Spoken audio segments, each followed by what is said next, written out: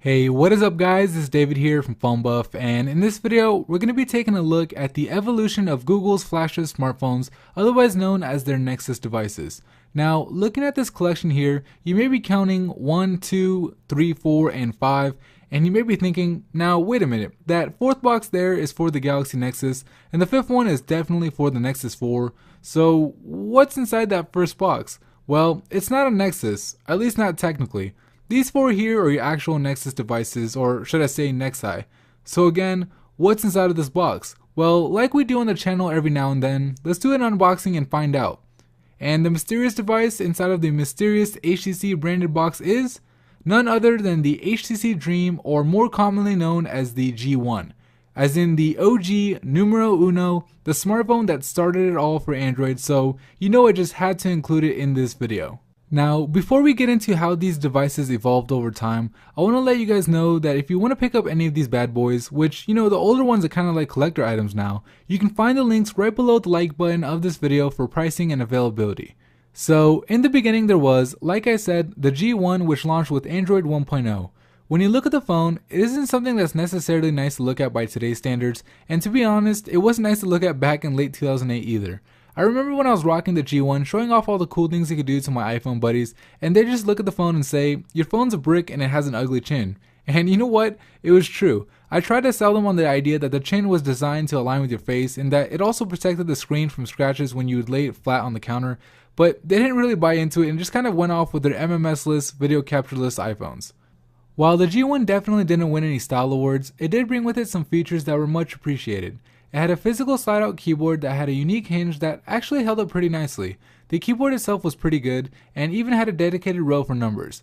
The G1 had buttons for both making and ending calls, as well as a menu, home, and back button, which we still see on some Android devices today. Right in between those buttons was a clickable trackball, which meant you were pretty much able to navigate throughout the entire OS without ever having to touch the screen. The TFT touchscreen on the G1 was 3.2 inches diagonally, and it had a resolution of 320 by 480. On the back, there was a 3.2 megapixel camera, a speaker right next to where an LED flash would normally be, and a With Google logo in the center. On the right side of the phone, you had a dedicated camera button. On the left, there was a volume rocker and micro SD card slot.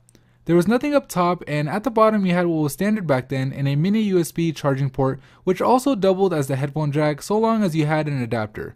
Yeah, not having a built-in headphone jack sucked pretty bad. Under the hood, you'd find a 1150 mAh battery, and just to put that in perspective, that's almost half of what's inside the Nexus 4. The processor the G1 had on board was made by Qualcomm and was just a single core clocked at 528 MHz or 0.5 GHz for those of you who don't remember the days when mobile CPUs were measured in megahertz. The G1 had only 192 megabytes of RAM and had just 256 megabytes of internal memory, which meant you'd run out of space after installing just a couple of apps. So after considering all of these jaw-dropping specs, the next logical question that comes to mind is, what were the dimensions?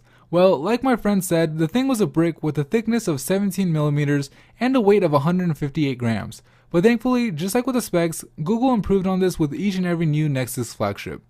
Which brings us to the Nexus 1, or the first real Nexus smartphone that launched with Android 2.0 Eclair.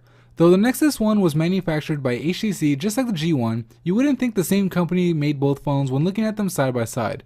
While the G1 lacked polish and didn't really look like a finished product, the Nexus 1 was arguably one of the best designed smartphones out in early 2010.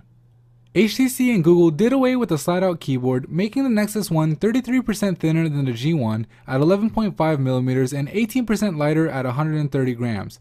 Google also upped the display size from a 3.2-inch TFT to a 3.7-inch AMOLED screen while increasing the resolution to 800 by 480. Physical buttons were replaced by capacitive ones, and the trackball made its second and final appearance on a Google flagship smartphone. Instead of the call end button like on the G1, there was a power button added up top along with a 3.5mm headphone jack. On the bottom, the mini USB charging port was changed to what is now standard in micro USB, and there was also 3 pins at the bottom for docking, but the accessories never really became widely available. Sound familiar? Anyway, with no dedicated camera button, there was nothing on the right side and only a volume rocker on the left. On the back, the With Google logo was changed to just Google, and the camera was upgraded to a 5.0 megapixel shooter with LED flash. Underneath the back cover, there was a 1400 mAh battery, and just like on the G1, there was a slot for a micro SD card and a mini SIM. Powering the Nexus 1 was a Qualcomm Scorpion single-core processor clocked at 1 GHz coupled with 512 MB of RAM, which were actually really exciting specs back in the day. With double the processing power, double the RAM, a better camera, and a bigger screen with higher resolution, it's somewhat needless to say that the Nexus 1 was a huge improvement over Google's previous flagship. But I don't know if I can say the same for its third flagship, the Nexus S made by Samsung, which launched with Android 2.3 Gingerbread. While there were definitely improvements over the Nexus 1, they weren't nearly as drastic, at least not on paper. In fact, to an uneducated eye, a lot of the major specs looked to be just about the same. The processor was still a 1 GHz single core, there was still just 512 MB of RAM, the slightly larger 4-inch Super AMOLED screen's resolution was the same, as was the camera's megapixel count. Now, specs are just specs, and real-world performance did actually favor the Nexus S over the Nexus 1, but again, the difference wasn't that big. Now, that's not to say that the Nexus S was a disappointment. While it didn't improve leaps and bounds over the Nexus 1 in some departments, it did bring with it some things that the G1 and the Nexus 1 didn't even have on its spec sheet. Like what? Well, for one, it had a VGA front-facing camera, which as hard as it is to believe was something new to Android. And maybe even more exciting was the fact that it had NFC capabilities, which automatically made other phones without NFC feel outdated. There were officially no more physical buttons or trackballs on the front, with just 4 capacitive buttons for back, menu, search, and home. Unlike the HTC One though, these buttons were nearly invisible when they weren't illuminated, which really gave the Nexus S that sleek black look that we've now come to associate with Nexus devices. Like the G1, Google decided to make the Nexus S curved to feel more natural when holding it against your face, except this time they got it right and made it look way sexier with the curved glass. No more chin. Well, at least not on the front. At the bottom of the Nexus S, you had your micro USB charging port and 3.5mm headphone jack. On the left, there was a volume rocker, and on the right, you'd find the power button, both of which have remained in the same spots in later generation Nexus smartphones. Underneath the hood was a 1500 mAh battery, a 100 mAh improvement over the Nexus 1, and as you can see, there was no micro SD card slot, which started here with the Nexus S and unfortunately has continued on with later generations.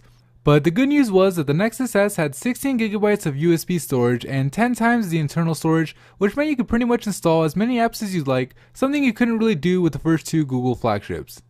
Overall, the Nexus S was really a mixed bag. It brought with it many improvements along with a few disappointments, but thankfully, Google and Samsung's next attempt was, at least in my opinion, much better. The Galaxy Nexus was a game changer for Android, launching with the totally redesigned Android 4.0 ice cream sandwich. But the OS wasn't the only thing that was redesigned. The phone itself looked very different from what we were used to seeing with Android phones, at least up until that point. Continuing on with the trend of less and less buttons, whether they're physical or capacitive, the Galaxy Nexus had none. On the front, you just had an earpiece, a 1.3 megapixel front-facing camera, and a huge 4.65-inch display. That's right, I said huge, because back then, a 4.65-inch display was huge, relatively speaking. Google and Samsung stuck with a curved display which had, for the first time on a Nexus, an HD resolution of 1280 by 720, giving you super sharp quality that none of Google's previous flagships could rival. Powering all those pixels was a 1750 mAh battery, a 250 mAh improvement over the Nexus S. Under the hood was a dual-core Texas Instruments OMAP processor clocked at 1.2 GHz, and as if doubling the cores and increasing the clock speed wasn't enough, they doubled the RAM as well, up to 1 GB for improved multitasking. On the right side of the phone, you had your power button and 3 pins for docking, which just like with the Nexus 1, accessories never became widely available for. On the left, there was a volume rocker, and up top, there was nothing, but it's worth mentioning that the phone had a tapered design where the top end was much thinner than the bottom, measuring in at 8.9mm. Speaking of the bottom, it had a 3.5mm headphone jack and a micro USB charging port. On the back was, for the third time, a 5 megapixel camera with LED flash. Of course, just like the Nexus S's 5 megapixel shooter improved over the Nexus 1's, the Galaxy Nexus's camera was the best of the 5 megapixel bunch, delivering better photo quality and 1080p video capture. Out of all the Nexus devices, I think I'd have to say that the Galaxy Nexus was my favorite, mainly because it helped take Android to a whole nother level. What's your favorite Nexus? Let us know down in the comments below. But maybe before you do that, let's take a look at Google's latest flagship smartphone, and the last one we'll be covering in this video, the Nexus 4. The Nexus 4 was manufactured by LG and launched with Android Jelly Bean 4.2. When the Nexus 4 debuted, it was undeniably the best smartphone in the world, at least dollar for dollar. it had a beautiful non-curved 4.7-inch HD IPS display with a 1280 by 768 resolution, and it continued that sleek back look that was introduced with the Nexus S with nothing but an earpiece and a 1.3 megapixel camera on the Gorilla Glass covered front. On the back, for the first time on a Nexus smartphone, there was no removable back cover. Instead, you were met with a Gorilla Glass dotted glitter pattern that's only really visible when holding the phone at an angle in the light. The Google logo that had appeared on all previous flagships was changed to Nexus, indicating that Google wanted the Nexus lineup to be looked at as more of its own brand. Also on the back, for the first time since the Nexus 1, Google upped the megapixel count on the camera to 8 megapixels with an LED flash. Under the hood, there were several significant improvements. For one, the amount of cores in the processor was doubled once again to a quad-core Snapdragon S4 Pro clocked at 1.5 GHz. Following suit, the RAM was also doubled to a whopping 2 GB. To help power the larger screen and the more powerful hardware, Google and LG were able to fit in a 2100 mAh battery, an improvement of 350 over the Galaxy Nexus, all while keeping the phone relatively thin at 9.1 millimeters. The power button and volume rocker appeared in the same spots as it did on the Galaxy Nexus, but this time on the left side, due to not having a removable back cover, there was also a slot for a micro SIM card, meaning that if you were coming from the Galaxy Nexus, you'd need to change your mini SIM as the card would no longer fit. For the first time since the Nexus 1, the 3.5mm headphone jack was moved back up top, and like all the flagship Google smartphones before it, the charging port could be found at the bottom of the Nexus 4.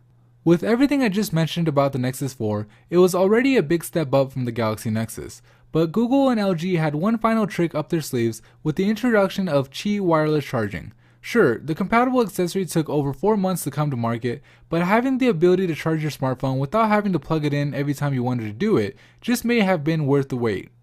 Okay, so while the Nexus 4 was definitely a big step up from the Galaxy Nexus, it was an incredibly, amazingly, huge, ginormous step up from where Google started just a few short years ago with the G1. With 1.5 times the screen size, 6 times the resolution, 4 times the cores, 3 times the clock speed, 10 times the RAM, double the battery, and 2.5 times the camera, with the addition of NFC, Qi wireless charging, a front-facing camera, and a whole bunch of other things that I probably forgot to mention, it's crazy to think how much these phones have evolved over time. And it only makes you wonder what Google and its partners have in store for the next Nexus smartphones. Alright guys, that is pretty much it for me in this video. If you liked it, please give it a thumbs up, share it with your friends, and follow us on Facebook, Twitter, and Google Plus for more great mobile technology content just like this. Thank you for watching.